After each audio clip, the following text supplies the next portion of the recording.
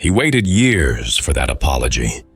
Through birthdays, breakups, and new beginnings, he waited.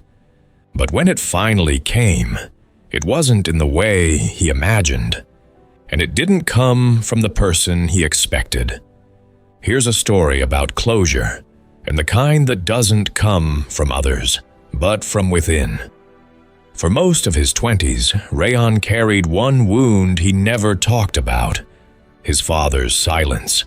It wasn't the kind of silence that follows an argument.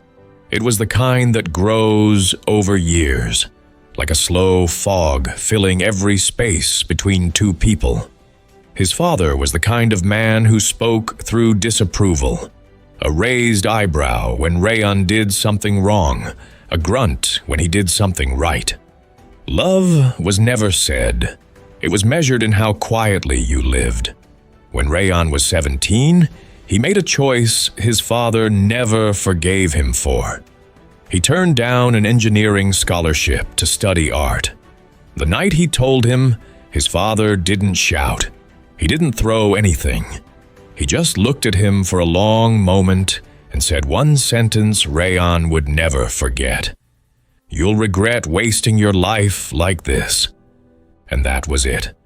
From that day, conversations turned into instructions. Dinners turned into silence. Eventually, Rayan moved out, first to a hostel, then to a small rented room that smelled of paint thinner and instant noodles. He built a small life, a life that wasn't impressive, but his. He sold sketches online, did freelance poster work, even designed logos for small businesses. He wasn't rich, but he was free. And he thought that was enough. Until one day, he saw his father again. It was at a family gathering, a cousin's engagement. Rayan stood near the buffet table, awkwardly holding a plate he wasn't eating from, when he felt the air shift. His father had entered the room. Gray hair now, but the same expression, unreadable, heavy. Their eyes met for a second. Then, his father looked away, walked past, and greeted everyone else. Everyone except him. That night, Rayan went home and sat in front of his easel, but he couldn't paint. He kept thinking about how even now, after all these years, a single look from that man could make him feel small again. He wanted an apology, not for the words, but for the absence, for the years of not being seen, not being heard, not being loved out loud. But it never came. Months passed. Rayan's freelance work grew. He started printing his designs on shirts, and one day a local shop owner offered to stock them. Slowly, people began to recognize his work. His prints, simple, minimal, emotional, carried something raw in them. One design in particular became popular. A silhouette of a man standing in front of a closed door, light seeping through the cracks. Underneath, he'd written, "Not every door opens with an apology." He didn't think much of it at first, but when he posted it online, messages started pouring in. People wrote about their own silent fathers, their lost friends, the apologies they never got. And for the first time, Rayan felt something shift inside him. It wasn't forgiveness, not yet, but it was understanding. Maybe his father was never going to say sorry, not because he didn't want to, but because he didn't know how. Maybe silence was the only language he'd ever been taught. A few weeks later, Rayan got a call from his mother.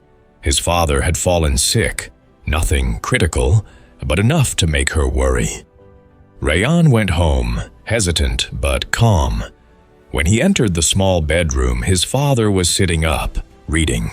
He looked older, softer somehow. For a moment, they just looked at each other, two men who shared a face, but not a history. His father broke the silence first. "Your mother tells me people wear your art now." Rayan nodded. "Some do." His father gave a faint smile. You made something out of it, huh? It wasn't an apology, but it was the closest he'd ever come to one.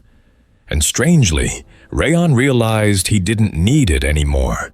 He didn't need the words he'd been waiting for. Because in all those years of silence, he had already learned to forgive the man who couldn't say sorry. He had learned that closure doesn't always come in conversations. Sometimes it comes in creation, in growing beyond the hurt, in not letting old wounds define the new you. As he left that evening, Rayan looked back once more. His father was still sitting on the bed, staring out the window. For the first time, Rayan didn't feel the ache of what was missing. He just felt peace.